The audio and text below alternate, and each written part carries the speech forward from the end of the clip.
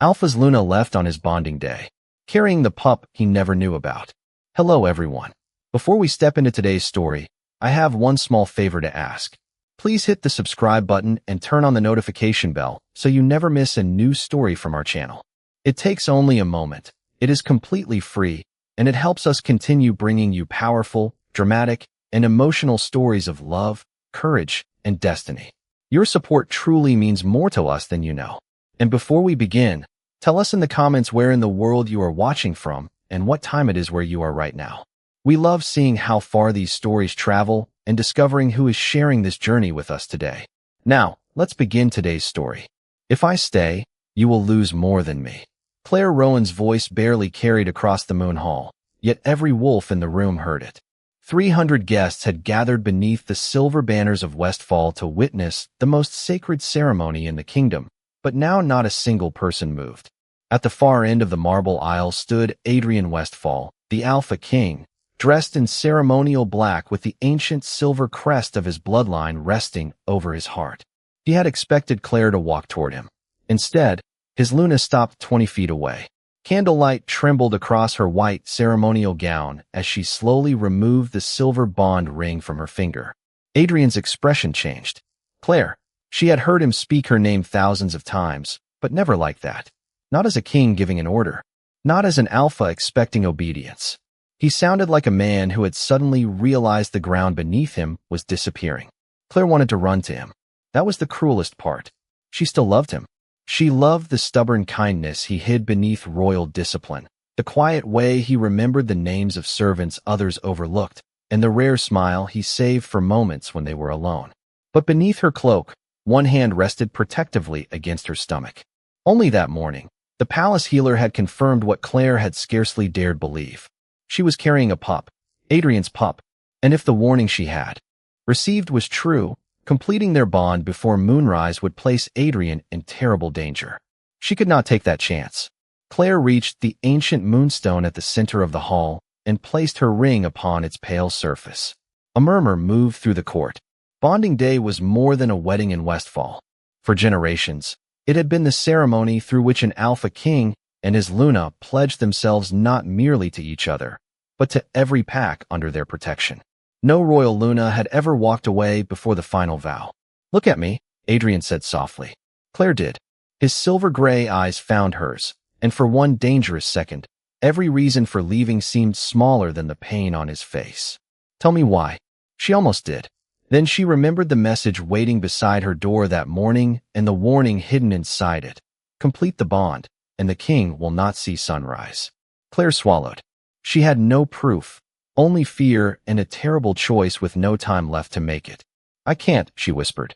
Adrian stepped forward, but Claire stepped back. That single movement wounded him more visibly than any accusation could have.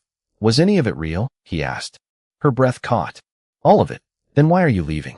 His eyes asked the question even when his pride would not.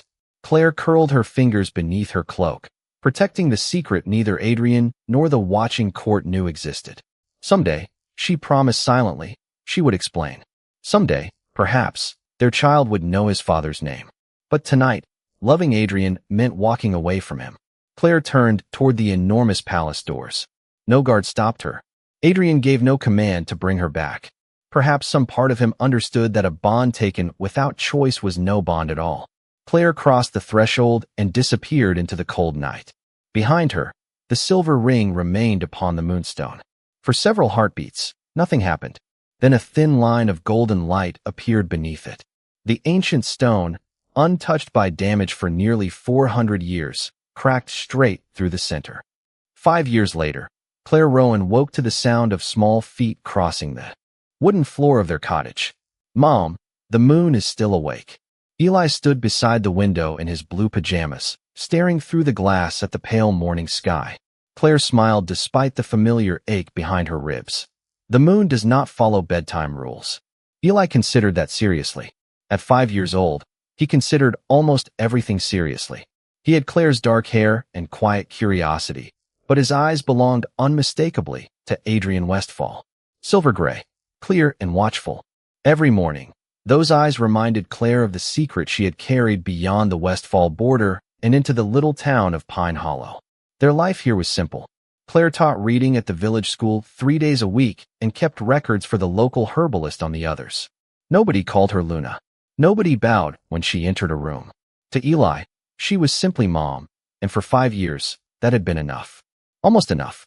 Breakfast, Claire said, setting oatmeal and sliced apples on the table. Eli climbed onto his chair, then studied the empty seat across from him. Does my father like apples? Claire's hand stopped over the cinnamon jar. Eli had begun asking about his father more often. Claire had never told him Adrian was dead. She would not build her son's childhood on a lie. I think he does. Does he know me? The question was softer. Claire sat beside him. No, Eli frowned. Why not? There were answers a 5-year-old could carry and answers that belonged to a much heavier world. Because sometimes grown-ups make choices when they are frightened, and those choices become harder to explain later. Eli looked down at his bowl. Was he frightened? Claire felt the old moon hall return in an instant. Adrian standing 20 feet away, his voice breaking around her name, the silver ring resting on ancient stone. She admitted. After breakfast, Eli ran outside while Claire opened the cedar box she kept hidden above the kitchen cabinet. Inside lay one object she had never been able to abandon, Adrian's matching silver bond ring. She had found it wrapped inside her travel cloak the morning after she fled Westfall. She still did not know who had placed it there. Claire lifted the ring, but a knock sounded at the back door. Startled, she set it on the table and went to answer. It was only Mrs. Harper returning a book. They spoke for less than a minute. When Claire turned back, Eli was standing beside the table. His fingertip rested against the silver ring. His face had gone strangely still. Eli. He did not answer. The ring shimmered with a faint golden light. Claire crossed the room quickly and knelt beside him. Sweetheart, look at me. Eli blinked, drawing a sharp breath as though waking from a dream. I heard somebody. Claire's heartbeat quickened. What did you hear? Eli stared at the ring, confused rather than afraid. A man. Claire took his hands. They were warm. What did he say? Eli's silver-gray eyes lifted to hers. He said your name. Claire could no longer hear the clock ticking. What else? Eli hesitated. Then, in a voice too small for the weight of the words, he said, Claire, wait. The room seemed to tilt around her. Those were the last words Adrian had spoken before she crossed the palace doors 5 years ago. Words Eli could not possibly know. Claire slowly reached for the ring, but before her fingers touched it, Eli whispered, Mom, who is Adrian? The royal archives were altered. Marcus Vale placed the leather ledger on Adrian Westfall's desk just after midnight. And for the first time in 5 years, the Alpha King forgot the council waiting beyond his doors. Adrian stared at the faded royal seal. Altered how? Marcus opened the book carefully. One page had been removed so cleanly that only a narrow edge remained near the binding. This is the official record from your bonding day. Every witness statement is here except the final declaration. Adrian rose slowly. Beyond the tall windows, moonlight washed the Westfall capital in silver. 5 years had changed him. His face carried harder lines now, and the easy warmth Claire once drew from him had disappeared from public view. Yet one thing inside the palace had never changed. Beside his throne remained an empty chair bearing the crest of the Luna. The council had asked him dozens of times to remove it. He never had. They had also brought noble women from nearly every allied pack, insisting Westfall needed a new Luna and an heir. Adrian refused them all. Claire Rowan had walked away, but he had never believed another woman could simply be placed where she had stood. Who had access to this ledger? He asked. Marcus hesitated. The royal archivist, the high keeper, and counselor Silas Crow. Adrian's gaze sharpened. Silas had supervised the ceremony that night. He had also been among the first to tell Adrian that Claire's departure proved she had never been worthy of the crown. For years, Adrian had accepted one painful fact. Claire had chosen to leave. He had respected that choice even when he could not understand it. But a missing record was not heartbreak. It was evidence. Find the original witnesses, Adrian said. Quietly. Marcus nodded, then paused at the door. There is something else. He removed a small envelope from his coat. A trader brought this from Pine Hollow. He thought the royal crest might interest us. Adrian opened it. Inside was a charcoal rubbing of an old silver emblem discovered on a school registry document. The mark was faint, almost invisible, but Adrian recognized it immediately. Claire's family crest. Pine Hollow is outside our territory, Marcus said. About 60 miles east. Adrian's fingers tightened around the paper. 5 years of unanswered questions suddenly narrowed to 60 miles. Do we know if she is there? Not yet. Adrian looked toward the empty Luna chair visible through the open study doors. He remembered Claire beneath the moon hall candles, her hand hidden beneath her cloak, fear in her eyes, even while she insisted everything between them had been real. He had spent years asking why she had not trusted him with the truth. Tonight, another question arrived, colder and more difficult. What kind of king had he been if the woman he loved had believed running alone into the night was safer than asking him for help? No royal guards, Adrian said. No announcement. If Claire built a life there, I will not send an army into it. Marcus studied him. Then what will you do? Adrian folded the rubbing and placed it beside the damaged ledger. First, I find out who removed that page. His eyes settled on Silas Crow's signature at the bottom of the preceding record. Then, if Claire is truly in Pine Hollow, I ask her the question I should have asked differently 5 years ago. Marcus frowned. Which question? Adrian looked toward the moonlit window. What were you afraid would happen if you stayed? 60 miles away, in a quiet cottage Adrian did not yet know existed, a silver ring began glowing again beneath Eli Rowan's sleeping hand. Mom said the moon market would be crowded, but she did not say it would be this loud. Eli Rowan stood beneath a row of silver lanterns, clutching the little paper bag of cinnamon almonds Claire had bought him minutes earlier. Somewhere between the musicians, merchants, and families filling Pine Hollow's annual moon market, he had lost sight of her. Claire had only turned away to speak with the schoolmaster, but one moving crowd had become two, and suddenly Eli was alone. He tried to remember what his mother always taught him. Do not panic. Stay where people can see you. Ask someone trustworthy for help. Eli looked around and noticed a tall man standing near an old bookseller's booth. The stranger wore a plain charcoal coat, but people seemed to move around him without understanding why. Something about him felt quiet and powerful at the same time. Eli walked closer. Excuse me, sir? Adrian Westfall turned. He had come to Pine Hollow with Marcus to investigate Claire's possible presence without attracting attention. He had expected records, questions, perhaps another disappointment. He had not expected a small boy with dark hair and remarkable silver-gray eyes. Are you lost? Adrian asked. Eli considered the question. Temporarily. Adrian almost smiled. That sounds less serious. My mom says words matter. Your mother sounds wise. Eli nodded. She usually is. Adrian crouched so they were closer to eye level. What is your name? Eli Rowan. The surname struck Adrian first. Rowan. His attention sharpened, but he kept his voice calm. And your mother? Eli hesitated, remembering another lesson. Do not give strangers too much information. Adrian noticed. Good, he said. You should not tell me just because I asked. Eli studied him with open curiosity. Then his expression changed. You are sad. Adrian blinked. Am I? Not outside. Eli pointed gently toward Adrian's chest. There. For a moment, the market noise seemed to recede. Adrian had heard counselors describe him as disciplined, enemies call him cold, and citizens call him strong. No one had ever simply looked at him and named the loneliness. You notice a lot, Adrian said. Eli shrugged. Mom says listening is more than hearing words. Adrian felt something unfamiliar pull at him, a strange recognition without explanation. Before he could speak again, a woman's voice rose above the crowd. Eli. The boy turned immediately. Mom. Adrian stood. Claire Rowan emerged between two market stalls, breathless with worry. She reached Eli, dropped to her knees, and wrapped her arms around him. I told you to stay beside me. I tried. Then everyone moved. I know. Her voice softened as she checked his face. You are safe. That is what matters. Only then did Claire notice the man standing several feet away. The color left her face. Adrian forgot every question he had rehearsed during the 60-mile journey. 5 years disappeared in a heartbeat. Claire. She rose slowly, keeping one hand on Eli's shoulder. Adrian. Eli looked from one adult to the other. His small brow furrowed. You know each other? Neither answered. Adrian's gaze dropped to Eli again. Dark hair. Claire's mouth. Claire's thoughtful expression. But those eyes were unmistakable. His eyes. Adrian calculated the boy's age without meaning to, and the answer landed with terrifying simplicity. 5 years. Claire saw the realization beginning in his face and instinctively drew Eli closer.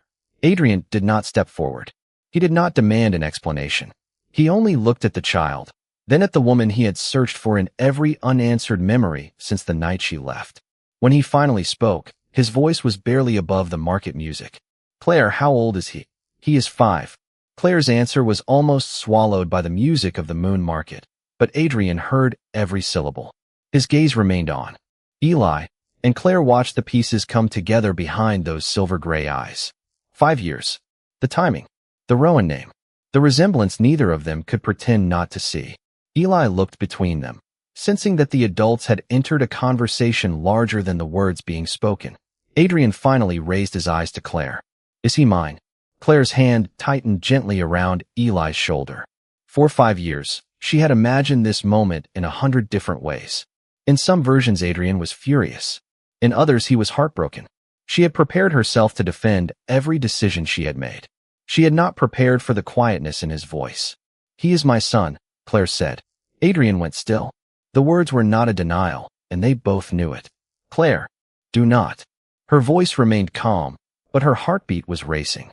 "Do not look at him and suddenly decide you have a place in his life because you recognize your eyes." Adrian absorbed that without protest. Eli glanced up at his mother. "Mom." Claire immediately softened. "Everything is all right, sweetheart." Adrian stepped back, deliberately giving them space. That small movement surprised her. The Alpha King she remembered could silence a council chamber simply by entering it. Yet here, in a crowded market 60 miles from his throne, he seemed determined not to use a single ounce of that authority. "You are right," he said. Claire stared at him. "I missed 5 years. Whatever the reason, I was not there for his first word, his first step, his first day of school, or any night when he needed someone beside you. Blood does not give me permission to pretend otherwise." Eli listened carefully. "Why are you talking about my first step?" Silence settled between them. Claire knew the moment had arrived. She knelt beside her son. "Eli, remember when you asked about your father?" His silver-gray eyes widened. Slowly, he turned toward Adrian. "You?" Adrian's breath caught. "Yes." Eli studied him with the solemn concentration he usually reserved for difficult books. "Did you know about me?" "No," Adrian answered immediately. "If I had known, I would have wanted to know you." Claire noticed his choice of words. "Not claimed, not taken, known." Eli looked at his mother. "Why did you not tell him?" Claire felt the question settle exactly where it hurt most. "Because I was afraid," she said. "And because there are things I still need to explain." Adrian could have demanded those explanations. Instead, he looked at Eli. "May I ask you something?" Eli nodded cautiously. "Would it be all right if I saw you again?" "With Mom. Only if she agrees." Eli thought for several seconds. "You can come to breakfast. We have oatmeal." A startled laugh escaped Adrian, brief and warm, and Claire remembered that sound from another lifetime. "I would like that." Then his expression became serious. "But your mother decides who enters your home." Adrian turned to Claire. "I am not asking you to return to Westfall. I am not asking for the title of father. I am asking for the chance to earn a place in his life, if he wants one, and if you believe I deserve the opportunity." Claire searched his face for the king who once believed duty could solve almost anything. She found something different there. Patience, perhaps even humility. Before she could answer, Eli suddenly reached into his coat pocket and pulled out the silver bond ring he had secretly brought from home. Golden light flickered across its surface. Adrian's face changed. "Where did you get that?" Eli looked down at the glowing ring. "It belongs to Mom." Adrian stared at Claire. "No," he whispered. "Claire, that ring belonged to me. It was in my cloak the morning after I left." Claire's voice turned quiet as she watched Adrian stare at the silver ring in Eli's palm. "I thought you had put it there." Adrian shook his head. "I left my ring on the ceremonial table after you walked away. By sunrise, it was gone." Eli looked between them, then down at the faint golden light circling the metal. "It talks sometimes." Adrian's attention snapped toward him. "What do you mean?" Claire gently took Eli's hand. "He hears things when he touches it. Memories, I think. The first time, he heard you calling my name."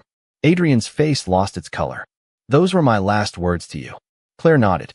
The market suddenly felt too crowded for secrets this old. Adrian glanced toward the eastern road. "There is something at Westfall you both need to see." Claire immediately stiffened. I am not returning to the palace because you ask me to. Then do not return for me. Adrian kept his voice low. Return for the moonstone. He told her about the missing page in the royal ledger and Silas Crow's signature. Then he told her something she had never known. Since the night she left, the moonstone had remained cracked. No healer, scholar, or royal keeper had been able to explain why. Claire looked at Eli. The ring was still glowing. By afternoon, she made a choice she had sworn she would never make again. She crossed into Westfall territory, but this time she did not enter as Adrian's Luna. She entered as Eli's mother. Adrian honored the difference. No banners greeted them. No council assembled. Only Marcus waited at a private gate. Inside the moon hall, 5 years seemed to fold into one breath. Claire saw the aisle, the ceremonial platform, and the pale stone where she had once placed her ring before walking away. Eli moved closer to her. Mom, it feels like the ring. Before Claire could stop him, he approached the moonstone and rested his small palm against its surface. Golden light raced through the ancient crack. One by one, the silver stones lining the hall awakened, glowing softly after centuries of silence. Adrian froze. Marcus whispered, "That is impossible." Eli closed his eyes. The hall vanished from his awareness. He heard Claire crying. He heard hurried footsteps. Then another voice emerged from the memory, calm and unmistakable. Complete the bond, and the king will not see sunrise. Eli pulled his hand away. The light disappeared. Claire caught him as he stumbled backward, frightened more by confusion than by pain. "What did you hear?" she asked. Eli repeated the words. Adrian's eyes lifted slowly to Claire. She could no longer hide the truth behind silence. Before either of them spoke, an elderly woman entered from the side chamber. Evelyn Westfall, Adrian's mother, stared at Eli as though an ancient story had stepped out of a forgotten book. "The firstborn echo," she whispered. Adrian turned toward her. "What is that?" Evelyn approached the moonstone, her expression filled with wonder. "An old royal legend. The first child born of an alpha king and his true sovereign Luna can awaken memories held by sacred bonds. Not thoughts, not perfect truth, only emotional echoes left behind where powerful vows were made." Claire held Eli closer. "Why has nobody heard of this?" Evelyn looked toward the cracked moonstone. "Because no child has carried the gift for generations." Then she turned to Claire. "And because the gift appears only when the ancient law recognizes both parents." Adrian looked at Eli, then Claire. "Both?" Evelyn nodded. "The moonstone did not awaken merely because Eli is your son." Her gaze settled on Claire with quiet certainty. "It awakened because 5 years ago, before any ceremony could name her, the ancient law had already recognized Claire as the Alpha King's true Luna. There is something I never told you." Claire's words settled over the moon hall as the last golden light faded from the ancient stones. Eli remained close to her side while Adrian stood several feet away, giving her the space he had learned not to cross without permission. Evelyn and Marcus waited in silence. Claire looked at the cracked moonstone and felt 5 years of fear pressing against her chest. "On the morning of our bonding day, I found a letter outside my chamber." Adrian's expression tightened. "What letter?" "It carried the seal of the royal council. It said the final bond would awaken an old weakness in your bloodline. If I completed the ceremony, you would not survive until sunrise." Adrian stared at her. "And you believed it?" Pain flickered across Claire's face. I had already felt something wrong. She placed her fingertips against the moonstone. My Luna gift had begun awakening weeks earlier. I could sense when sacred promises were made freely and when something inside them was false. I did not understand it then, but that morning the entire palace felt wrong. Every oath around the ceremony felt twisted. Evelyn inhaled softly. "Luna's accord." Claire turned toward her. Evelyn nodded. "Another gift the old records describe. A sovereign Luna could once sense whether a binding oath came from loyalty or coercion." Adrian's eyes returned to Claire. "Why did you not come to me?" That question hurt more than anger would have. Claire looked directly at him. "Because the letter said someone inside your court was watching me. It said if I warned you, the threat would happen immediately. I thought leaving was the only way to protect you. You were carrying Eli. I learned that morning." Adrian closed his eyes for one brief moment. When he opened them, grief had replaced disbelief. "You carried that alone for 5 years." Claire shook her head. "Do not make me innocent in this. I chose for you. I decided you could not face the truth with me. I told myself it was sacrifice, but part of it was fear. Adrian absorbed her confession quietly. Then he said, and I built a court where the woman I loved believed fear before she believed I could protect her choice. That belongs to me. Marcus stepped toward the royal ledger resting on a nearby table. There may be a way to prove who created that fear. He opened the damaged volume and placed Adrian's silver ring beside the torn page. The ring immediately warmed with golden light. Eli approached, but Claire caught his hand. Only if you want to. Eli looked at her, then Adrian. I want to know. He touched the ring. A faint echo filled the hall. Silas Crow's voice emerged, distant but clear. Once she leaves, the unfinished bond keeps the old law asleep. Another voice asked, in the ledger? Silas answered, remove the declaration. No one must discover what the Luna sensed. The echo vanished. Nobody moved. Adrian's anger did not become a roar. It became something colder and more controlled. An echo is not enough, he said. We need evidence that cannot be dismissed as magic. Claire looked at him with surprise. 5 years earlier, Adrian might have trusted royal authority to settle the matter. Now he was asking for proof. Marcus nodded. The missing ledger page. The original witnesses. The council correspondence. If Silas altered one record, he may have altered others. Claire's gaze fell upon the moonstone. There is more. Adrian waited. Before I left, I sensed false bonds. Throughout the council chamber. Not one. Dozens. Evelyn went still. Claire finally understood what Silas had feared. This had never been only about separating a king from his Luna. Someone had been manipulating the sacred agreements that held the pacts together. Adrian looked toward the doors of the Moon Hall, beyond which his kingdom continued under laws he had trusted for years. Then Eli slipped his small hand into Claire's. Mom, if you can feel when promises are wrong, can you feel when they are true? Claire looked down at her son. Sometimes. Eli glanced toward Adrian. Then maybe we should find out who is still telling the truth. Adrian met Claire's eyes. For the first time since her return, she did not see a king waiting to reclaim what he had lost. She saw a man willing to uncover what his own power had failed to notice. The truth will stand without my crown protecting it. Adrian's voice carried through the Moon Hall 3 days later, where representatives from every Westfall pack had gathered beneath the silver banners. Claire stood beside Eli near the moonstone, not beside Adrian's throne. That had been her choice, and Adrian had respected it. On the long council table lay the evidence Marcus had collected, the damaged royal ledger, copies of private council correspondence, testimony from 2 former ceremonial keepers, and the missing page itself, discovered inside a sealed archive controlled by Silas Crow. Silas stood across the chamber, his composure finally beginning to fracture. These documents prove nothing about my intentions, he said. The kingdom needed stability. Claire felt the familiar pressure beneath his words. Luna's accord awakened like a quiet bell inside her. Not pain, not magic forcing an answer, simply a deep awareness that his oath to the kingdom carried something false within it. Stability built on deception is only silence wearing a respectable name, Claire said. The chamber became still.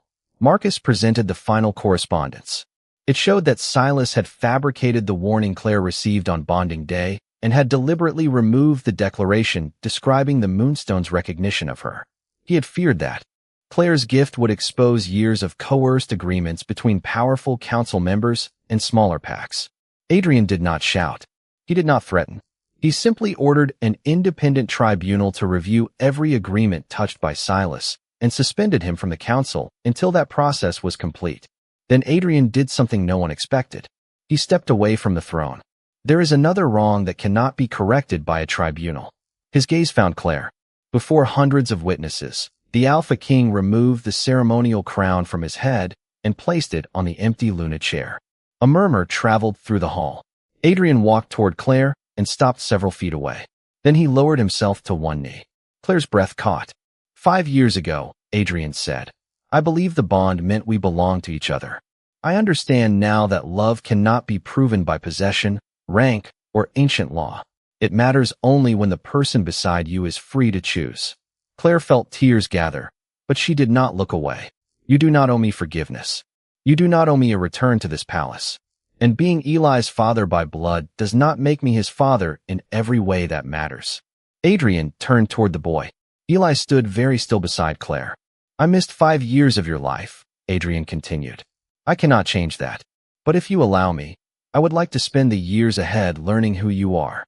Eli glanced at Claire. She squeezed his hand gently, leaving the decision with him. Can you still come for oatmeal? He asked. A soft ripple of laughter moved through the hall. Adrian smiled, and for a moment he was no longer the most powerful alpha in Westfall. He was simply a father being offered a beginning. I would be honored. Eli considered this. You do not have to call it honored. It is just breakfast. Even Claire laughed then, the sound escaping before she could stop it. Adrian rose, but he did not reach for her. That mattered. And us? Claire asked quietly. Adrian's expression softened. I will not ask you for another bonding day. He paused.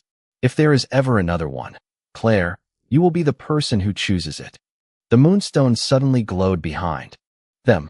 Eli turned first. Golden light moved through the ancient crack, but this time no memory emerged. Instead, the broken halves began shining in perfect harmony. Evelyn stepped closer, wonder filling her face. It is responding to a freely spoken vow. Claire looked at Adrian. 5 years ago, fear had driven her through those palace doors. Today, nobody was asking her to stay. Strangely, that was the first thing that made staying feel possible. 3 months later, Claire stood beneath the silver banners of the Moon Hall again. But nothing about this morning felt like the night she had fled. There were no hundreds of nobles waiting to judge her. No council directing where she should stand. No warning hidden outside her door. Sunlight poured through the tall windows while Eli sat on the edge of the ceremonial platform, carefully explaining to Adrian why cinnamon belonged in oatmeal and why the Alpha King had been making it incorrectly for 12 straight Sundays. You used too much water, Eli said with complete seriousness. Adrian nodded as though receiving military intelligence. That explains everything. Claire smiled. Adrian had kept every promise he made. He traveled to Pine Hollow instead of demanding that Eli come to the palace. He attended school events without royal guards filling the street. He learned which books Eli loved, which foods he disliked, and that his son asked impossible questions immediately before bedtime. Most importantly, Adrian never asked Eli to call him father. Then one rainy evening, Eli had done it accidentally. Adrian had gone silent for so long that Eli thought something was wrong. Claire knew better. She had seen the Alpha King turn toward the window because his eyes had filled with tears. Trust had returned that way, not as one grand miracle, but through small choices repeated until fear no longer controlled the room. Claire had changed too. Luna's accord helped expose several agreements that had been built on coercion, and Adrian ordered each one reopened under a new law requiring every pack to enter royal bonds freely. For the first time, the Luna's authority was formally recognized beside the Alpha King's rather than beneath it. Yet Claire still lived in Pine Hollow. Adrian never complained. That was why, 3 months after the truth came out, she was the one who asked him to meet her in the Moon Hall. Why are we here? Adrian asked. Claire approached the moonstone. Its old crack remained visible, a silver line through pale stone, but it no longer looked broken. It looked remembered. Claire removed the bond ring from her pocket. Adrian stopped breathing for a moment. Claire, you do not have to do this. I know. Those 3 words changed everything. Eli hopped down from the platform and came beside them.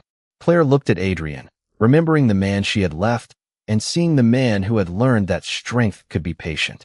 The first time, I stood here because tradition told me this was where a Luna belonged. Then fear told me to run. She placed the ring against the moonstone. Today, neither tradition nor fear gets to decide. Adrian did not touch her until she offered her hand. Only then did his fingers close gently around hers. Golden light spread beneath their palms. Eli placed his small hand beside them, and every ancient stone in the hall awakened. For one breath, Claire expected another memory. Instead, a voice older than any living wolf seemed to move through the chamber. A bond freely chosen cannot be ruled. The crack in the moonstone filled with warm silver light until the 2 sides became whole without erasing the line where they had once separated.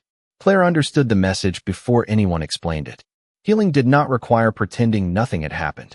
Sometimes the strongest thing could carry the mark of what it survived and still become whole. Adrian looked at her. Are you certain? 5 years ago, Claire had loved him enough to leave because she believed love meant carrying fear alone. Now she understood something wiser. Love was not choosing for another person. It was creating enough trust to choose together. Yes, she whispered. This time, I choose you. Adrian smiled, but Eli tugged on his sleeve before he could answer. Does this mean we are staying for breakfast? Claire laughed. Adrian crouched beside his son. Only if you supervise. The oatmeal. Eli nodded solemnly. You still need help. Adrian took Eli's hand, then offered his other hand to Claire without assuming she would take it. She did. Together they walked from the moonstone into the morning, not because an ancient law commanded them, not because a crown required them, and not because destiny had erased their mistakes. They walked together because they had finally learned what the oldest bond in Westfall had been trying to teach them all along. True strength could protect without possessing. Forgiveness could exist without forgetting. And love became sacred only when both hearts were free to say yes.